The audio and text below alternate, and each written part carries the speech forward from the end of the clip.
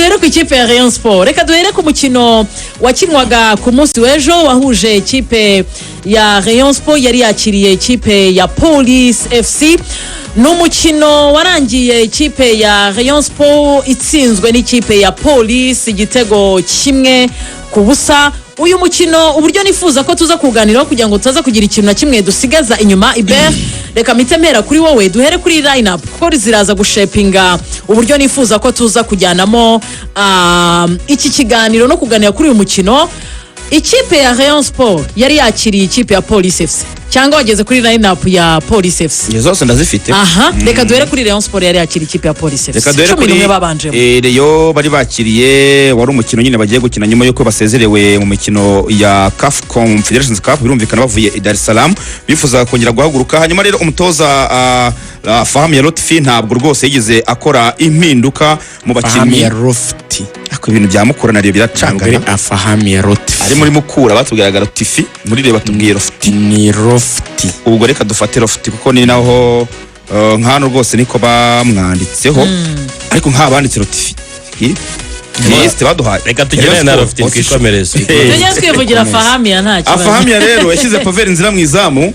Hanyuma kandi mu badefenseur batatu mu badefenseur bane Nshimiyimana Emmanuel Kabange ari kuri kabiri. Hanyuma kandi Musore Prince uyu musore mu Rundi nawe akina kuri gatatu. Rushema Chris ndetse na Yusudianye bari mu mutima wa defense. Hanyuma Ndayishimiye Richard ndetse na Sefu bakina nk'abakaseri babiri. Imbere yabo hari Bigirimana Abedi. Mu gihe rero uruhande rumwe yari yahashyize Tony Kitoga. Hanyuma urundi ruhande arushyiraho Tambwe Guruwari.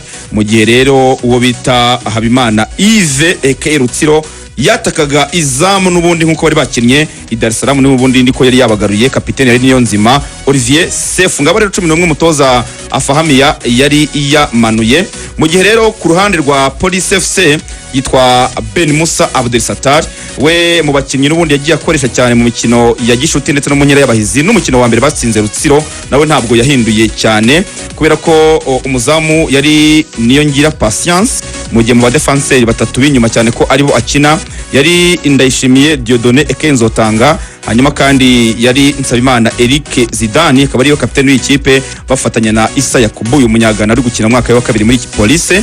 Hanyuma kandi uruhande rumwe rw'iburyo ruba ruriho Richard Kirongozi Bazombwa mu gihe Christian Ishimwe abakina ibumoso. Mu kibuga hagati harimo abarundi babiri barimo Musanga Ali ndetse na mugenzi we Gakwaya Jean Leonard bavanye mu kipe ya Bugesera. Mu gihe rero imbere yabo hashyira Baka hanyuma kandi Lag Byiringiro ndetse n'uwitwa Emmanuel Arnold Okwi baba bashakira ibitego ikipe. Ngabo rero abakinnyi 11 umutoza Ben Musa nawe yari yashyize mu kibuga. Ngabo abakinnyi 11 batangiye mu kibuga ku mpande zombi ku munsi w'ejo. Ariko se kandi Eric uyu mukino wagenze ute? Mugenzi wacu yabitwegeranyirije muri iyi nkuru.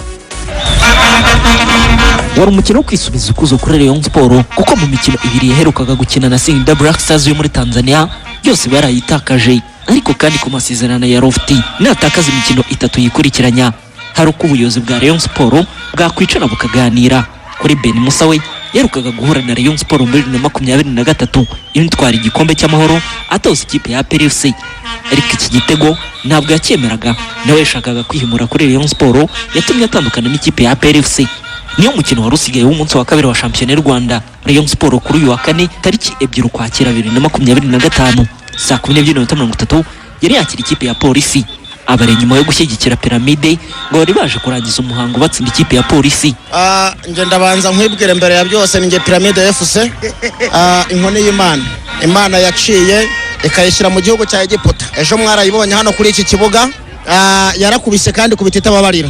Mbaho rero tuje muri championnat tuje gukina n'ikipe yitwa Police FC ntago ari ubwa mbere dukinnye nayo. Ibyo ugiye kumbaza n'uruca abantu nta mwana ukira vomo. Reka nkubwire Police nibwo yabikomeye gute Rayon Sport intsinzi kuri Police ntago bijya bibaho mu ncure cyane tumaze guhura nayo idutsinze rimwe. Ubwo rero niyo nabameze nabi gute ariko ubu ntago meze nabi pe ariko Police ntago yadukura intsinzi ntago bibaho. Ntago ndi buvuge byinshi kuko ndabizi ko Police ndi buyitsinde itsinda ibitego 3 ndayitsinda ibitego bitatu. Rayon Sport urwego iriho Singida yadukuyemo, abafana ba PL baravuze ngo bahuye na Singida ngo bayitsinda. Singida yatwaye Sekafa kandi ikipe yahuye nayo yatsinze yari yayikubise ibitego bitatu kuri kimwe. Saa 12:30 nibwo Rurisa Patience yatangije umukino. Amakipe yombi atangira asaterana, aho buri ruhande rwerekanaga ishyaka ryo gutsinda. Ku minota 22 nibwo Nsabimana Eric Zidane kapiteni w'ikipe ya Polisi nibwo yatsindiye ikipe y'igitego cyabonetse ku mupira wari uturutse muri koroneri.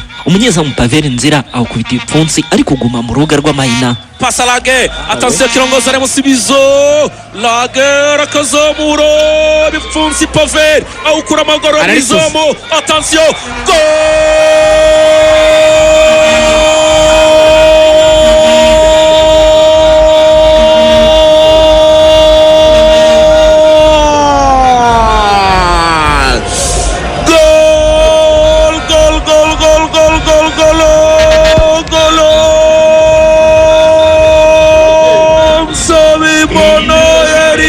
Zidane kapiteni wa Polisi, mtoto akachiro ndani.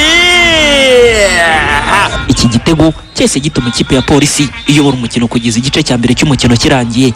Rayon Sport nayo yagerageje kwishyura, aho ku minota 30 Tony Kitoga yateye ishoti rikomeye ariko umunyezamu Niyongera Patience abibamba. Igice cya mbere kirangira ikipe ya Polisi isinze ikipe ya Rayon Sport. Rayon Sport itera imwe mu izamu ku ishoti rya Tony Kitoga. Polisi yo ishoboraga kuba yatsinze ibitego 4, harangije abonekamo kimwe cya Nsabimana Eric Zidane. Byiringiro Rage yari yazonze ba myugariro w'ikipe ya Rayon Sport ndetse inahushije n'uburyo bwiza bwo kuba yatsinda igitego. Ni nako byagenze kuri Kwitonda Aribaka wateye ishoti rikomeye rigafata igiti kizamu. Polisi yari hejuru mu mpande zose mu gice cya mbere ndetse n'abakinnyi bayo bakagerageza kwigaragaza kuri Rayon Sport. Abakinnyi ba Rayon Sport bigaragaje muri iki gice cya mbere ni Tony Kitoga ndetse na Bede Bigirimana, ariko bose nta kinyuranyo bakoraga. Mu gice cya kabiri Rayon Sport na Lofty bakoze impinduka z'abakinnyi mu rwego rwo gushakisha igitego cyo kwishyura, ariko nta musaruro byatanze kugeza ubwo Polisi yegukanye intsinzi ku minota 90 y'umukino. Gutsindwa kwa Rayon Sport kuri uyu wa kane kwaje kwiyongera mu gusezererwa n'ikipe ya Singida Black Stars mu mikino ya CAF Confederation Cup. Akaba ari umukino wa gatatu wikurikiranye ikipe itabona intsinzi, ari naho abakunzi b'ikipe ya Rayon Sport bavuga yuko hari igikwiye gukorwa ikipe yabisubire mu bihe byiza. Nta morali hari ikigaragara ko mu buyobozi harimo ibibazo bikomeye cyane. Nibasasa inzobe bafata umuperezida umwe ari we wa Rayon Sport. Ubu tubuze umuntu twegekaho intsinzi, tubuze umuntu biraducanze. Wari wa perezida b'icyubahiro nta kintu turi kubona. Umuntu uzana icyo kuvuga ngo icyo cyaba rutahizamu nge ntago numvikana nawe, kuko ntago habonetse imipira igera imbere y'izamu ngo ibure umuntu uyitsinda ntayo. Ubu ngubu kuvuga ngo iminota 90 0 shot on target, sibyo? Ni ukuvuga ngo harimo ikibazo cy'imitoreze. Ntago ndi mu bantu bashinzwe kuvuga ngo hirukanwe umutoza, ariko ngenda blaminga umutoza. Bigaragara ko ari ikibazo cy'imitoreze. None byanshanze. Ikintu cya mbere Rayon Sport ifite ibibazo ahantu hose, ifite ibibazo mu buyobozi, ifite ibibazo mu bakinnyi, ifite ibibazo mu batoza. Je nibaza ukuntu nk'umutoza nka Rotifi aza agafata umukinnyi bita ngo ni Prince akamubanzaho match yose ikarangira nta kintu ari gukora. Ubwo uyu mukino wari urangiye, kapiteni w'ikipe ya Polisi Nsabimana Eric Zidane yahawe igihembo cy'umukinnyi mwiza witwaye neza kurusha abandi, man of the match. Ari ntahera avuga yuko ekipe ya Polisi igomba gutwara igikombe. Songira ngo n'ubutumwa tugenda dutanga gake ko Imana idushoboza tuzatugenda tugera kugeza. Yatana nabwo agenza banje ko ndi gutsinda igitego. Ko byari kugenda kose agomba kubatsinda igitego. So kandi nagize amahirwe nabindi mwizamu ntabwo nakukirata. Abe Rayon Sport, abe APR, abe Muhanga byose nta muntu tatatu tugomba kugerageza kugira ngo tugume muri ritme turimo, turiko twabona amanota akurikirana. Police Football Club yahise ikipe ya mbere ibonye amanota 3 mu mikino ibiri ya mbere ya Championnat y'u Rwanda, mu gihe Rayon Sport yagumanye amanota 3. Championnat y'u Rwanda irakomeza ku munsi wayo wa gatatu mu mpera z'iki cyumweru. Ku cyumweru Rayon Sport izaba bagiye gusura ikipe ya Gasogi United kuri Kigali Pele Stadium, naho Polisi yo ikindi n'ikipe ya Yisimanga kuri iki cyumweru saa 12:30 muri Kigali Pele Stadium. Usakijana bizamukura nuko bikorera. arakoze cyane Eric kutugezaho incamake z'ibyaranze umukino ikipe ya Rayon Sport yari yakiriyemo ikipe ya Police FC. Rero ndifuza ko tuganira ariko tubicuritse dore ko ikipe yatsinze kuko kamem uwatsinze akenshi yagira ijambo ariko watsinzwe nayo tugomba kureba aho byapfiriye.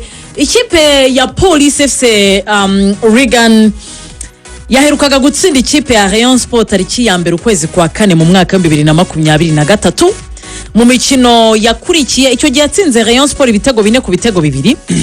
Nyuma yaho Rayon Sport yagize ijambo icyo Police yashoboye nibura mu mikino 5 kwari ukunganya, ariko indi ikipe ya Rayon Sport yarabatsinze. Ijoro ryakeye wari umukino w'ikirarane utarakiniwe igihe kuko ikipe ya Rayon Sport yari mu mikino ya CAF Confederation aho yasezerewe n'ikipe ya Singida. Police FC ibona intsinzi yabonetse ku minota 22. Ni igitego cyatsinzwe na Byiringiro Lag nkuko ubwo navugaga umupira uvuye kwa Byiringiro Lag, ahubwo gitsindwa na Semana Eric bakunda gutazira akazina ka Zidane yatsinze n'umutwe. Ikipe ya Police ibona intsinzi itaherukaga kuko urumva ko igihe cyari kinini hafi sezo ebyiri itabona intsinzi ku ikipe ya Rayon Sport. Police FC yari ekipe ihagaze ite mu ijoro ryakeye byayiviriyemo kubona iyi ntsinzi. Arakoze cyane Rigoga. Match nakurikiye kimwe n'abandi benshi nanayogezaga kuri radio, ariko nafashe umwanya munini nkora etide ku ikipe ya Police, nifashisha bamwe mu bayirimo, ariko by'umwihariko mbonana na coach nyuma ya match tugirana umwanya wo kuganira bihagije. Nanamushimira cyane Ben Musa, yansangije ku bintu byinshi bimufashije kubaka ikipe ya Police uko turi kuyibona uku muri angle zose, buryo yateguye ikipe. Bimwe mu bintu rero aganira bya mbere bimufasha, sinza kudisclosinga n'umukinnyi wa Police twaganiriye, ariko turagerageza ku buryo abanyarwanda by'uburari bwumve uko ushobora gukora ekipe ishobora gutsinda APR ikanatsinda Rayon kuko yatsinze APR mu gihe cy'inkera y'abahizi. Ibyibanze Ben Musa ikintu cyambere arakubwira ngo niba ufite ekipe y'umupira w'amaguru, ikintu cyambere ugomba kubanza kumvisha abakinnyi imbere y'ibintu byose no kubanza kumvisha ko umupira ni ikintu kiri simple kugikora cyangwa ni ikintu cyoroshye kugikina iyo wateguwe neza. That's the first thing to do. Twavuganaga kuri telefone ndi Rigoga ndi kukubwira ndi mu muhanda niwe twari kumwe na coach turi gutaha tuva ku kibuga, twagiye tuganira urugendo rurerure rwose na Ben Musa. Nakunze bimwe mu bintu uko yumva nuko yemera umupira. Ikintu cya mbere arakubwira ngo imyitozo yacu nicyo kintu cya mbere kiba kirimo imbaraga. Numishari n'umufana wa Rayon wavuze ngo ikipe yabo ntitoje. Bakora ku isaha y'isa 8 kuri ririya zuba kugera ku isaha y'isa 9:40 babashoje. Arakubwira ngo making sure ko ekipe ya Police abakinnyi ababona imyitozo ihagije kuko bafite ona kwita fitness coach wa mbere mu Rwanda, aramwemera pe. Kandi rero ntabwo akoresha bya bintu byo kuvuna abakinnyi cyane byisaba navuga ngo kubananiza bikabije. Agerageza gushyiraho doze cyangwa se imyitozo ipimye ku buryo abakinnyi baba bari prepared physically, bakaba bameze neza ku buryo imbaraga baba zifite. Fitness coach wabo yitwa Mohamed Dibuki. Mohamed Dibuki ngo akihagera ikintu cya mbere yakoze yarababwiye ati ibi bikoresho mwakoreshaga nta kintu byadufasha, asaba ibindi.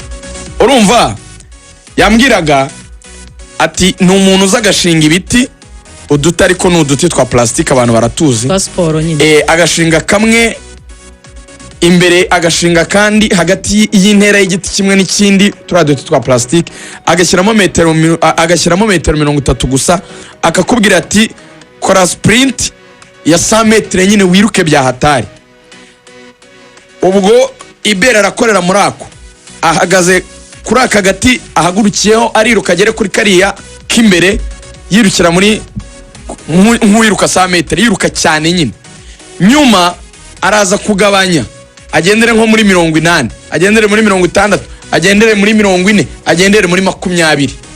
Ashinga uduti dutandatu turi ku murongo umwe, ariko hagati n'akandi, ubwo imbere kamwe n'akandi kari imbere yako harimo metero 30, ariko kaziruka nyine ku muvuduko utandukanye.